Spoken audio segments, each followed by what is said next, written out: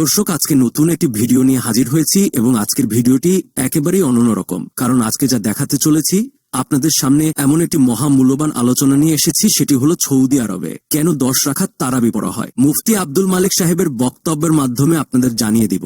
তাহলে দর্শক, ভিডিওটি দেখতে থাকুন আর জানতে থাকুন সৌদি আরবে কেন 10 রাকাত তারাবি পড়া হয়। তো আর দেরি কেন, এখনই শুরু করা যাক।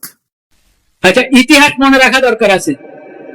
একটা ইতিহাস মনে রাখেন, মসজিদে নববী এবং মসজিদে হারাম, বাইতুল্লাহ, তার পাশে যে মসজিদে হারাম, হারাম শরীফ, মক্কার হারাম শরীফ আর মদিনার মসজিদে নববী, মদিনার হারাম শরীফ, কোন জায়গায় কত রাকাত তারাবি হতো? 20 রাকাত।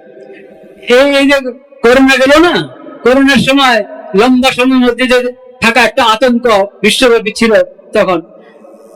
তো তখন ওই শুধু 10 রাকাত ওখানের প্রশাসন হোক আর হারামাইনের ইমাম সাহেব হোক, 10 রাকাত পড়ো। এখন 10 রাকাত পড়ে বাকি নামাজ ঘরে গিয়ে পড়বে, মসজিদে 10 রাকাত পড়ে তাড়াতাড়ি যাতে জামাতটা শেষ হয়ে যায়। এরকম একটা করেছে এই 2019 রমজান। এটা ছিল একটা ওজোরের কারণে। কি কারণে ছিল? ওজোর কবে পার হয়ে গেছে, ওজোর কবে পার হয়ে গেছে, কিন্তু ওনারা এখনো ওই 10 রাকাত নিয়ে আছে। এটা একটা ষড়যন্ত্র। কে করেছে এই ষড়যন্ত্র আমরা জানি না। আমরা বাংলাদেশের তাওহীদি জনতার পক্ষ থেকে দাবি জানাচ্ছি, সৌদি দূতাবাস আমাদের দাবি পৌঁছায় দেখ, ওখানে হারামের ইমামদের কাছে পৌঁছায় দেখ এবং সৌদি সরকারের কাছে পৌঁছায় দেখ যে 1400 বছর থেকে মসজিদে হারাম এবং মসজিদে নববীতে 20 টাকা তারাবি ছিল। তোমরা একটা ওজোরের কারণে এটাকে 10 করেছ, বাকি 10 ঘরে পড়ার কথা বলেছ। সেই ওজোর কবে চলে গেছে, এখনো কেন এই গলত রেওয়াজ নিয়ে তোমরা আছো?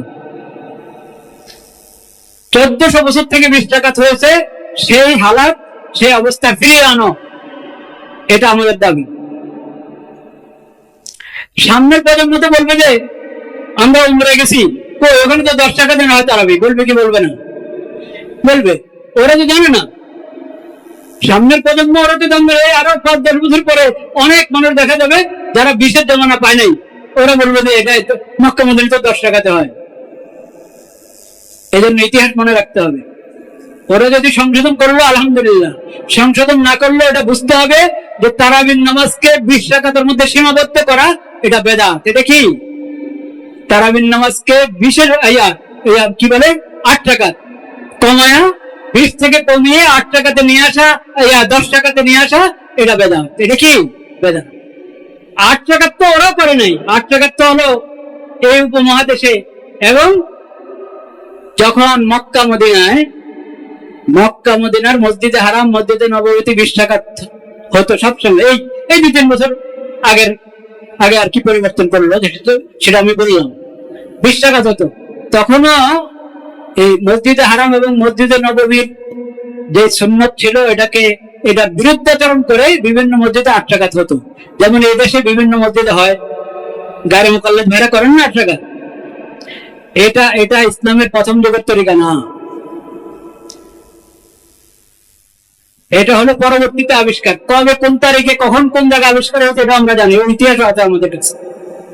কিন্তু আল্লাহ তাআলা এই আবিষ্কার থেকে মসজিদে হারাম এবং মসজিদে নববীকে রক্ষা করেছেন। সেখানে সেই 20 টাকাতে হচ্ছিল, এখন 10 টাকাতে মাত্র করলো এরা। কিন্তু যে ওজোরে করেছে সে ওজোর চলে যাওয়ার পরও এখন এটা পরিবর্তন করে না, যেটা অন্যায়। এটা সংশোধনের জন্য আমরা দাবি জানাচ্ছি। যাই হোক, তারাবির নামাজ এটা অনেক মজার নামাজ। সব নামাজে মজার, সব নামাজে কি মজার। কিন্তু এই নামাজে দীর্ঘ সময় কোরআন শোনা যায়, দীর্ঘ সময় কোরআন মাজিদ শোনার তৌফিক হয়, সুযোগ হয়। হাফেজরা সহিহ শুদ্ধ তেলাওয়াত করে আমাদেরকে শোনান। আল্লাহর কোরআন আল্লাহর সামনে দাঁড়িয়ে শুনতে কত আনন্দ, কত মজার বিষয়। আল্লাহ তাআলা আমাদেরকে উপভোগ করার তৌফিক দান করে। ঈমান কেন্দ্রিক উপভোগ, ওটা না আসল উপভোগ, ঠিক কিনা? তো সিয়াম এবং কিয়াম, সিয়াম এবং কি কিয়াম, সিয়াম রমাদান, কিয়াম রমাদান, এই দুইটা রমজান মুবারকের বিশেষ আমল।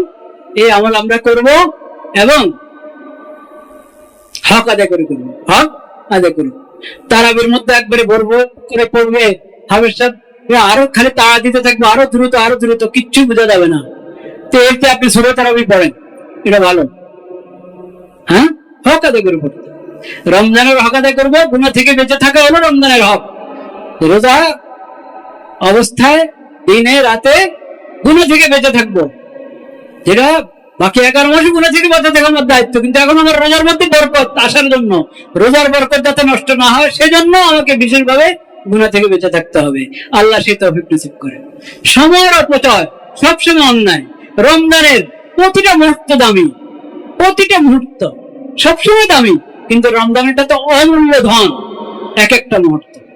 এটা যদি আমি মোবাইলে কাটায় দিই, চোখের গুনাহ কানের গুনাহতে কাটায় দিই, খুব মানে এমন ক্ষতিগ্রস্ত হবো আমি, যেটার কোনো মানে আর শেষ নেই। আল্লাহ তাআলা তৌফিক দিলে আরো কিছু কথা আগামী জুমা হবে ইনশাআল্লাহ। আজকে এতটুকু থাকলো।